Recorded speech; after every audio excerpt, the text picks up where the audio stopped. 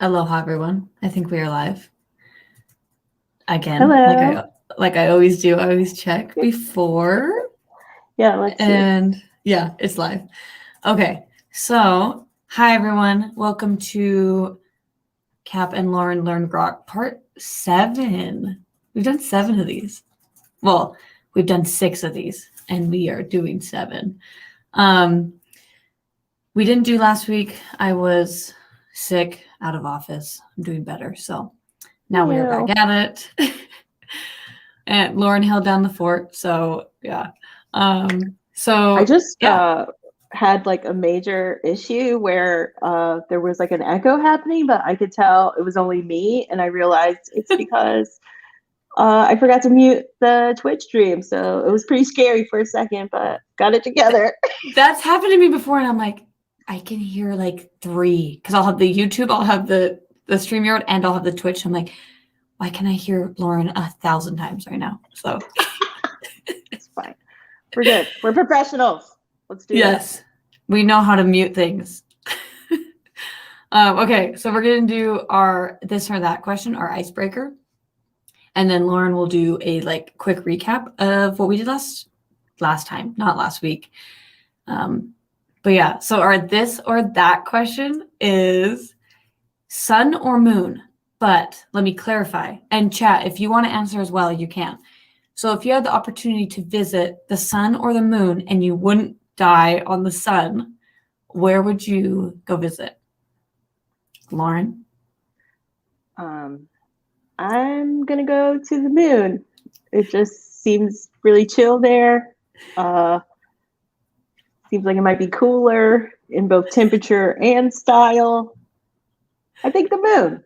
I feel like, I don't know. And I also like the idea of like buying special boots. So I have like moon boots or something. That sounds like really cute. So that's cool. And you get to like moonwalk, you know? Exactly. Whereas like on the sun, you're not moonwalking. You're sun walking, which is going to be a more like dense walk, you know? Yeah. But I chose sun. If I'm not going to die, I definitely want to go hang out on that lava rock. On that, I feel like, well, what kind of like activities are happening on the sun? Like it feels like there's not like you're not gonna like volleyball it. Like whereas I feel like I could play volleyball like on the moon. Soccer, because then the soccer ball wouldn't fly away. Okay. It would just stay on the ground. But yeah, good. Sun or moon, where would you visit if you could survive? Obviously, you're like, but you would die on the sun. But would you go to the sun? You're like, yeah, I'll go to the moon. Okay, so that's our icebreaker. Lauren, do you want to do a quick recap? So the last time we were all together, we learned about the logical operators. So that's going to be your like common Boolean operators that evaluate true or false or null, and that includes and, or, and not. And we also got a little bit into comparison operators. So things like greater than or equal to, or greater than or equal to. So that's what we talked about last time. Yeah, and if you missed it, there is a blog post that Lauren and I wrote up. Lauren wrote up. I can't take credit for it. But my name is on it because you helped. We are a team. Where is it? Okay, right here. Let me put it in the chat. So here is the blog post that was written up about it. And yeah, we have been writing a blog post after the end of every stream. So sanity.io/blog is where you can find them all. So today we are going to be talking about functions. So we're not going to cover all of them, but we're going to cover a good amount of them. So let me actually share my screen. Yes. And we're still working with the e-commerce studio, right? Yeah. So I have we found out if people can like see this and not like edit? I think that if we send that link out, we can, people can have read-only access and actually do the queries too. They just can't add or edit any info in there. But you Okay. can run queries and like look at everything. I see. So yeah, if you want to follow along, if you want to have your own, just run sanity init in your terminal, and then you'll so get the sanity CLI, run sanity init, and then you'll answer all the questions, you'll name it, and there's pre-filled data that you can pick. This is the one that's the e-commerce one. So choose that, and then you'll have your own studio to play with. And then to deploy it, run sanity deploy once you have it all up and running. But yeah. So we're gonna be working in the studio today. Let me zoom in. If it's ever not big enough, just let me know in the chat if it's not. Cool. So I'm gonna go to this. This is our functions that we are going to be working with. We're not gonna, like I said earlier, we're not going to be doing all of them, but we're going to be doing a handful of them today and seeing how they work and how we can query and all that good stuff.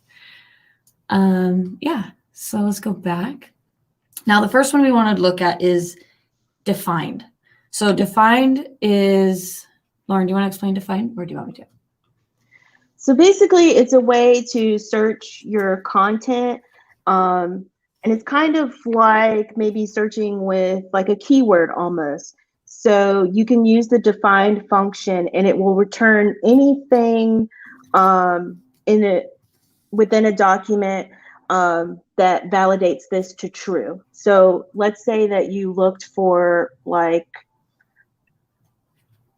going to search, I think, for price, and we're going to say, give us everything that has a price, and it will return to us. So basically, whatever you specify inside of this function. Yeah, so let's do price, because you mentioned price. Yes. And we have realized from last streams, you have to do default product variant price. And I have to say variant in my head because I always do ENT at the end. So yeah. Okay. And I just think it's like a cyborg. So I always just hear it like default product variant. Yeah. So however you need to remember it. But this price is inside the default product variant. So that's why we have to do that.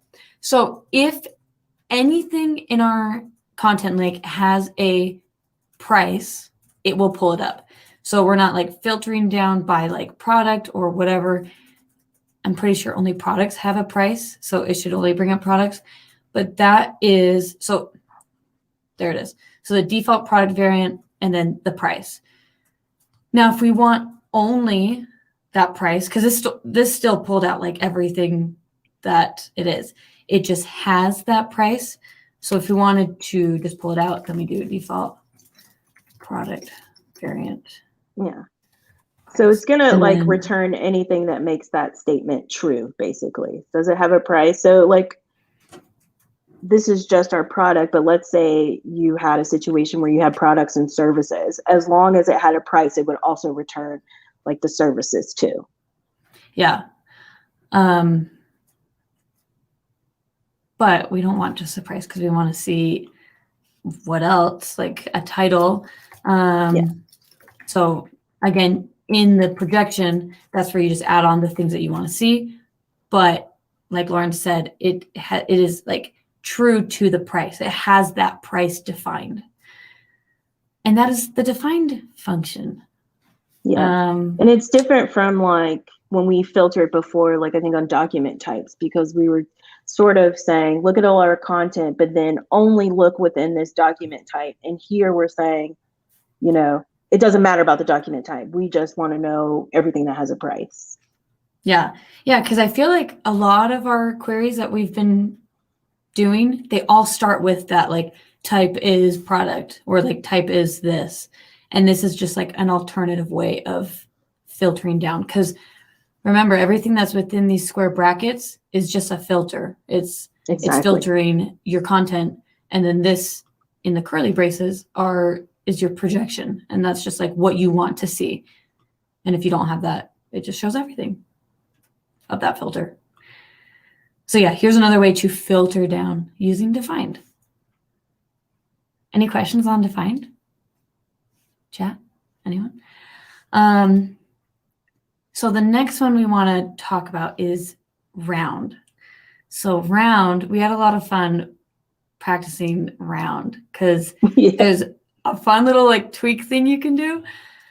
But I need to change this. Okay, so I'm going to actually remove this. So we're still going to be filtering by the price.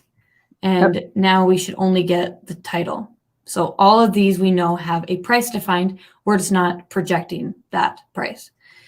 So let's bring that back, but let's name it. Well, no, let's just, so we'll do default product variant.price. Now we are going to use the function round on this. And what round will do is it will round our number. So we're going to rename it. If you don't rename it, it doesn't really work. I'll show you. So if we do round, let me put that around. It just kind of is like, what? It's like, so it's like, what did you do? Yeah, it's like, I expected other things.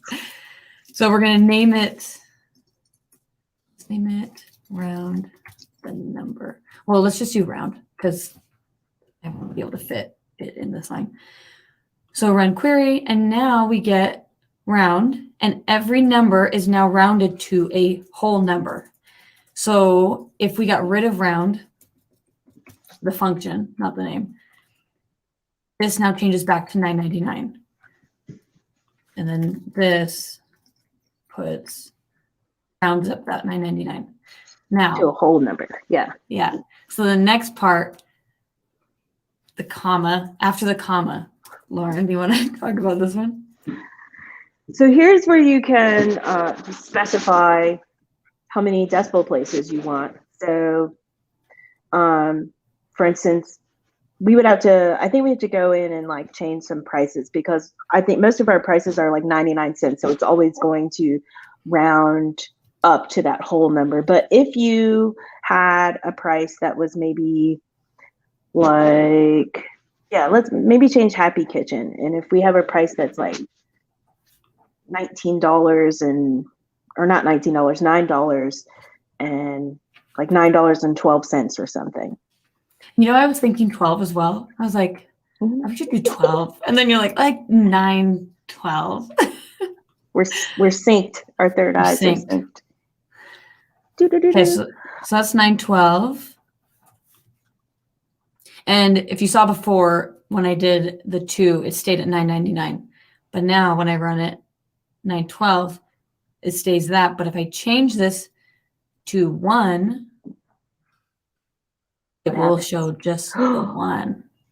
Right. So we have 9.1 now because you couldn't round. But if that was, for instance, if we change the price to $9.18, that would have rounded that up to be 9.2.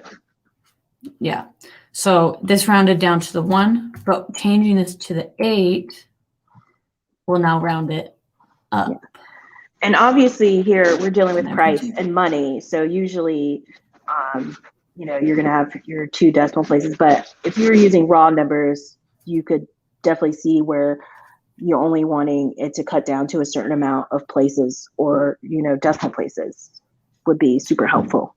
Yeah. Like you wouldn't want to change your pricing to 5 decimal points. You're like, no, you don't need that. Yeah, that would be super intense. I would probably walk out of a store if like I'm like, something's off. This is not, I don't know what's happening. The carrots are like 0.63247 per pound. You're like, why? Just do less. Did you see what Jeff said? He said functions like defined are especially useful when combined with the not operator from our last stream. That's definitely true. That's a good point. So yeah, the not would pull up everything that's not defined with that. Okay, so that's round. And then messing around with this, like how many decimal points, just know that it's like rounding those decimal points still as well. Like if I did 2, let me show 2 again. We have the 2 spots, and it's not going to round because once you start rounding, then it's changing that decimal spot. But yeah. Right. So that's round. And then, okay, let's keep this at, let's do none. So we have nice whole numbers. Oh, and notice how now we have $9.18 for this happy kitchen, and it kept at 9 because it's rounding down. But when it was $9.99, it went to 10.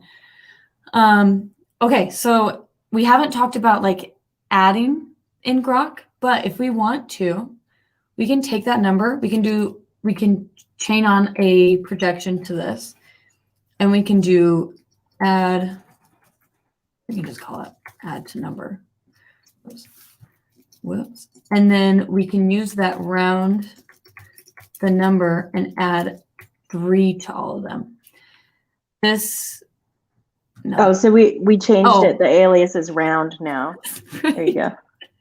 We had round the number, and then I didn't want it to be too long. Okay, so now we add 3 to all of our numbers. If we wanted to do 100, there we go. So this can be useful. Any of this candy. Yeah, I don't need a $109 candy bar.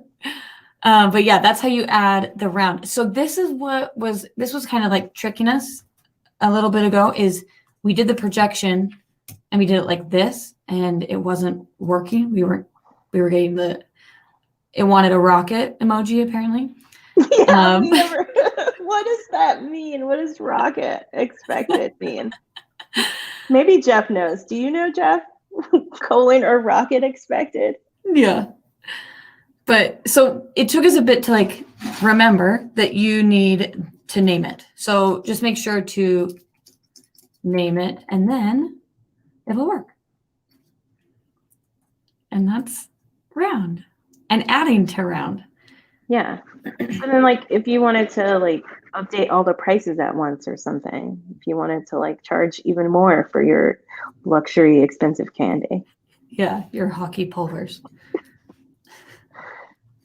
Licorice dust. That's what hockey pulver is, everyone. It's licorice dust. Yeah. I don't know what you would want that for. I don't know why you'd need that. But has anyone had hockey pulver? I know. I kind of want to try it. Oh, you better believe if I ever see hockey pulver, I'm buying it. But I don't think it's a candy in the US. I don't think so either. We'd probably have to order it off of like a special candy shop or something, like this one. Yeah, like this one. E-commerce store that we found.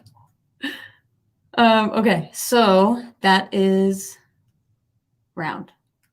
Now the next one we want to do is the portable text one. So we're kind of like changing it up a bit, but we are going to, it's a function that pulls out all of the text that is your portable text in the body within your studio. So let's look at how that works. Yeah, it's going to give us all the plain text. And this is specific to the portable text, like namespace. So this is only relevant to portable text, whereas the functions we were using before are global. So the global namespace, meaning they work for all of your content. But this is what we're doing now is specific to portable text. Yeah. So in here, this is where you're finding where your portable text lives. So let us show you what we had to discover, because this was kind of interesting to us.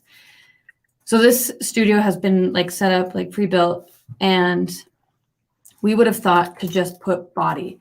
So we're renaming it, and we're looking for the portable text, the plain text that is our body. And we run that query, but it pulls up null. And so we tried like product.body, and that didn't work. We tried, what else did we try? We tried like, I think we tried like, we tried the like product or default product variant.body. That's right. Yeah, we tried a bunch of things, and body, nothing was working.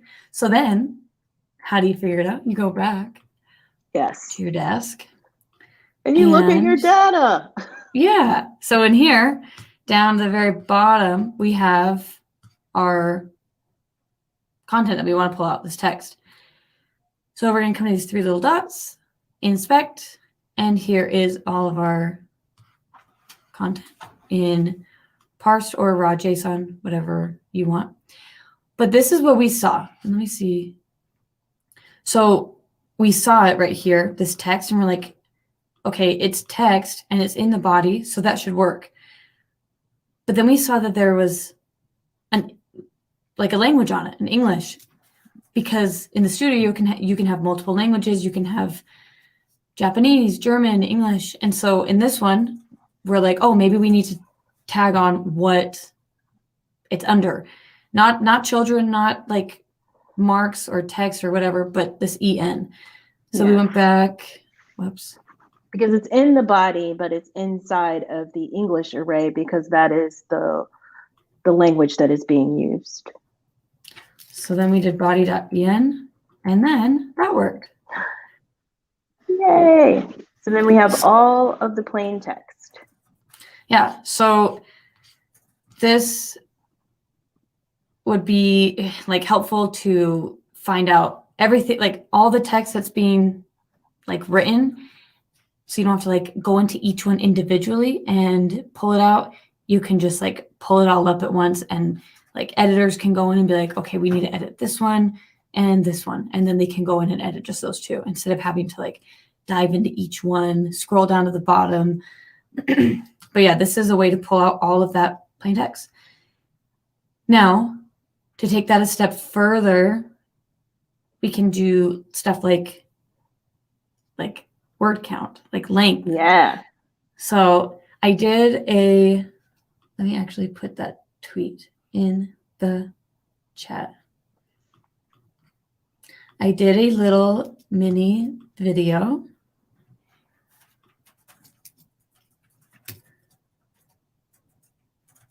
So if you go to that tweet, it's a mini video of me explaining length. It's like a GROQ in 2 video that I did, and I'm going to be doing more, so look out for them.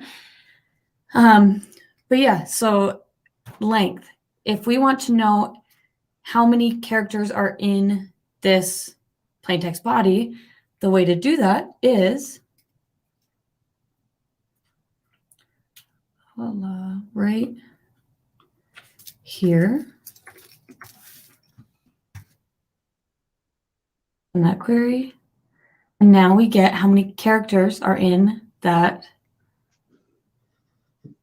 body, which could be very helpful for, let's say you have, maybe it's tweets that you're writing in your studio and you want to make sure that they're in the character limit, or maybe you want at least 500 characters. It's maybe a blog post and you want like a lot, like a good amount of content in there, and you want at least 500 characters, or that'd still be pretty small, but yeah, you know what I mean. But this is how you can find out how many are in a string and an array. So if we had an array, length would also work. And in that tweet that I sent out, I talk about the array way, and then this is the string way to get that length. But then there is count. Yes. So there's length and there's count. Do you want to explain count?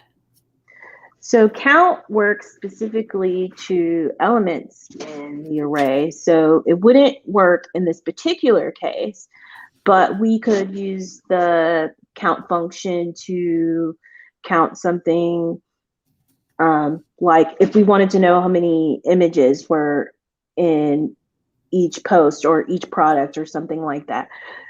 So it's always going to be array only. And that can be kind of confusing because it sort of, at first glance, seems like the length function and the count function are doing the same thing. And in some ways they are, but with count, it's just going to give you elements pertaining to the array. So how many things are in an array, whereas length can apply, like Kap said, to an array or a string. So it just depends on your use case. And for something like getting a character count, you would use length.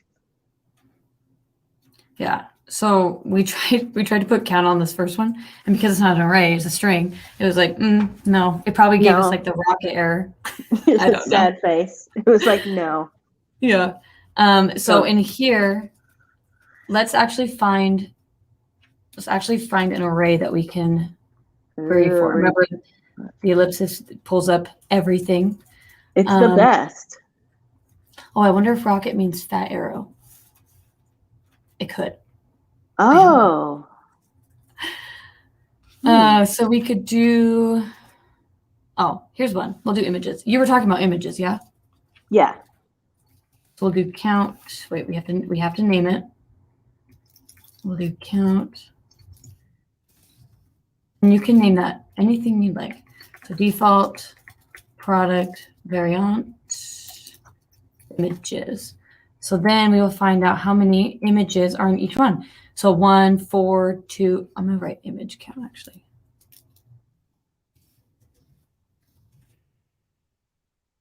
So very helpful if you're like, oh, I really want to make sure all of my products have 3 images. And we know that this one doesn't. Oh, wait, what's the name of it? All you got to tack on is image count. Make an alias. Yeah.